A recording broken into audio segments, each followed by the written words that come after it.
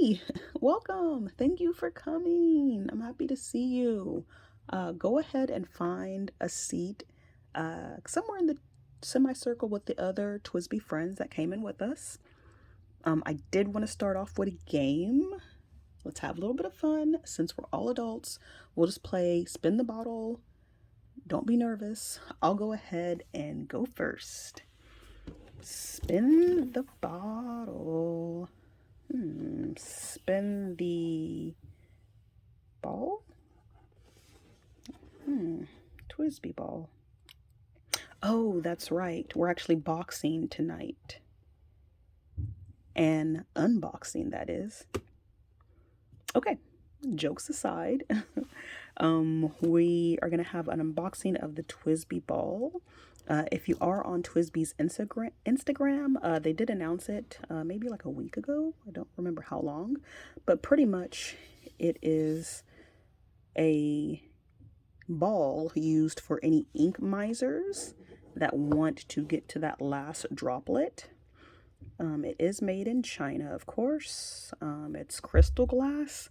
I don't know if that's different than regular glass. And using this will allow you to tilt to 4 different angles, therefore letting the ink pool versus having to stick your pen all the way to the bottom.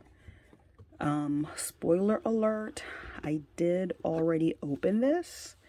So this is pretty much my second go around.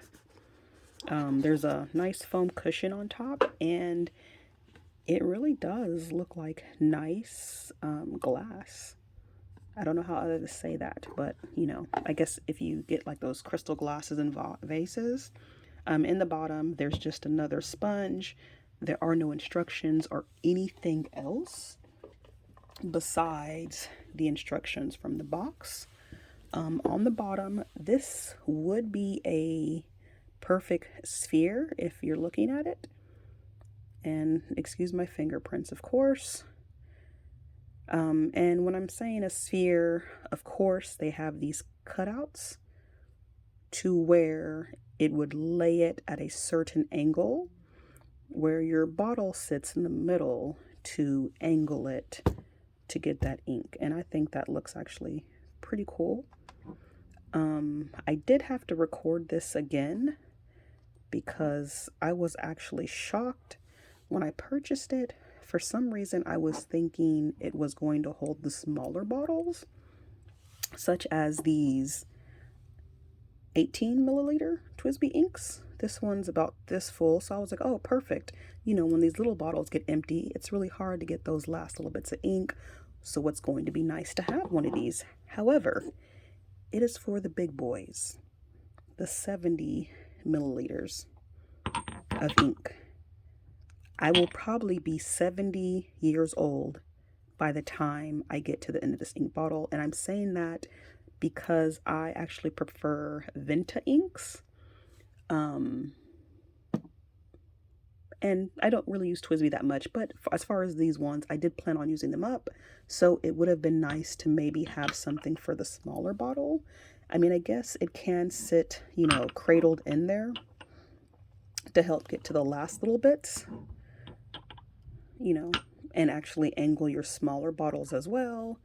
So, you know, I guess in the long run, I can't be too surprised or shocked or sad, because definitely it can be multi-used. And I don't know if I showed this at the bottom, but it has a nice etched Twsbi logo. And as you can see, since I guess this is crystal glass, that etched marking is just reflecting back from the other side. There is no dual etching, as you can see here.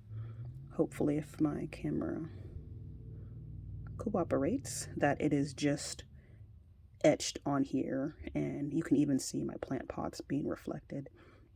So I guess it is crystal glass, meaning ultra shiny. No sharp edges here. This is actually a smooth lip. And this bottom here on the inside is flat and stable, so it does perfectly seat a flat bottomed jar in it. Do a wiggle test. you know, a little bit of wiggle room, which I don't mind because, you know, you wouldn't want this too snug in there because then it's going to be a tough time trying to get it out. But let's see if we can find these angles. I believe that is the number 445. This looks like the 22 or 34. Yeah, this is definitely the 22 and then the almost horizontal 11. So I'll do it this way as well. So we have the 11, pretty much will almost put your bottle, you know, halfway down. The 22, the 34, and the 45-degree angle. So pretty much this would be a sphere, would it have not been for these edge cutouts to get the different angles. Actually, I'm not mad at it. You know, definitely is going to be a nice paperweight kind of object, you know, something that you wouldn't mind having out and not having to hide. I did cut scene to re-record because since it was not the size I was thinking it was, I wanted to see, well, will Twsbi help friends of ink get ink? Friends of ink? I don't know if that makes sense. But as far as your Ferris wheel press, that's going to be a hard no. This, of course, is too fat, for lack of better words. Same goes for your larger colorverse. No go, and it would fit in here if you can kind of see. However, this tip, it's not going to happen due to the angle atom. I'm not sure. I'm not an ink person. Or professional, I guess. The noodlers fits. So once again, you know, if you're trying to get the last ink in your noodlers bottle, you can achieve it. And if you are a 4-ouncer, you know, you can even put their 4 ounces in. Let's say it was at the bottom to kind of really get that ink out. Of course, my favorite Venta, you know, fits in there. So for smaller bottles, it still will work to angle your bottle for you. That way you can have your hands free. I guess we'll still go ahead and try to do our demo. If you can see, this ink is about right here. So it's not empty, but you know, it's not full. I'm probably gonna spill this. Let's start at 45, I guess. Maybe I can go one down, maybe one more. Okay, actually, let's risk it. Oh, yeah, I think that's where I'm gonna call it. I don't know if you can see that ink coming right to the lip. Actually, yeah, we can get the 11. I mean, a little bit of a casualty, but nothing some tissue can't fix. And since we have our friends here, we'll go ahead and fill up Mr. Transparent Blue with some ink just to get a live demo going on, you know, pretty much one-handed, have your bottle tilted. I'm not gonna fill it up completely because we're cooking now. I just didn't have it in the ink itself for fear of spilling the bottle since it's already kind of more to the edge. Of course, I'm going to wipe because since I had to angle it so deep, I definitely know there is going to be ink on the suction grip.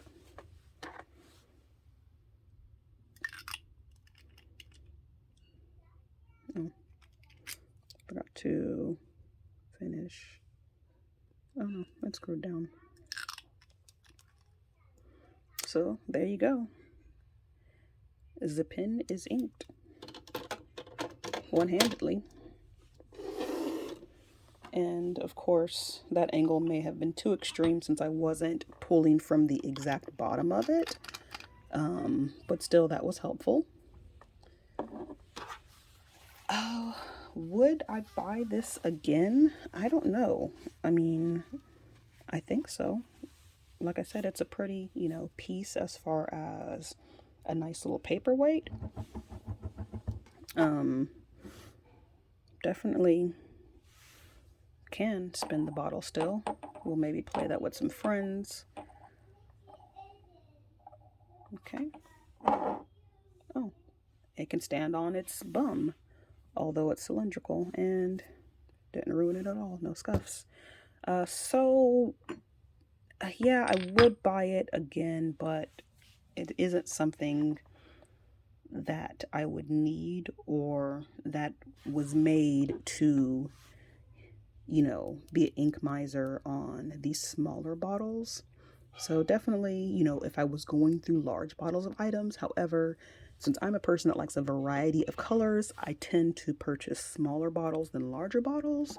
But since this is a shorter video and I don't want to, go all into it, let's go ahead and talk about the saga of the shirt.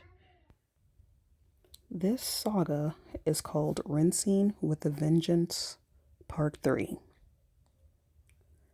I did kind of do a zoomed in version of the t-shirt original saturation versus the rinsed and semi-washed version side by side.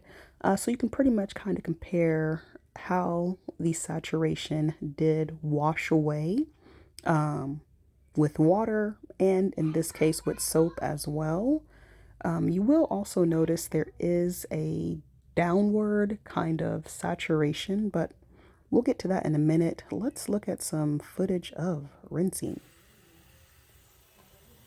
Now, when I said rinsing with a vengeance, it actually really wasn't that aggressive. It was just that it kind of took so long.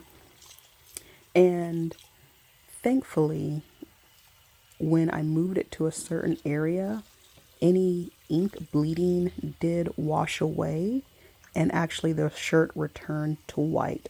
So even though you can kind of see it's almost a beautiful blue all over, which I kind of wish I would have just kept versus rinsing away, I was able to get the white areas back white. And as you can see with my hand, the vengeance part was the ink taking its vengeance out and restaining my skin. But no worries. But as you can see, kind of that big blue area, once you place it under the water, that runaway pigment will rinse away back to white after it's under there just a few minutes. And then anywhere where the ink was stained, as you can see, it will still stain that rich pigmented blue, which is what we love and definitely what we're here for. But now back to the back of the shirt. It's a little bit more apparent on the back. Once I rinsed it with water, I wrung it out and I left it in the tub to hang dry, which was a mistake. It's not as bad as it was, but as you can see, the bleeding down was pretty much all over. It was almost like the shirt had blue stripes. So then I went back and I rinsed and I washed and I rinsed and I washed. And unfortunately, the aggressive washing washed away that lovely pigmented color that, if allowed to stay, would probably further stain and stick to those cotton fibers. However, it's now kind of more of a pastel blue with copper red bleeding. So my plan now is, since I have a surplus of Twsbi Midnight Blue ink, and of course I still have some blue ink samples, I'm going to sprinkle, almost like, if you can think of like maybe the size of sprinkles, like or confetti, literally maybe dip my fingers in blue ink and flick it on the shirt just to try to get little highlights of deep pigmented blue. Because even as you look closer, like I said, you can kind of see the ghosting or areas that look like a stain your mom couldn't get out, especially if you look smack dab in the middle of that shirt. You'll definitely see it.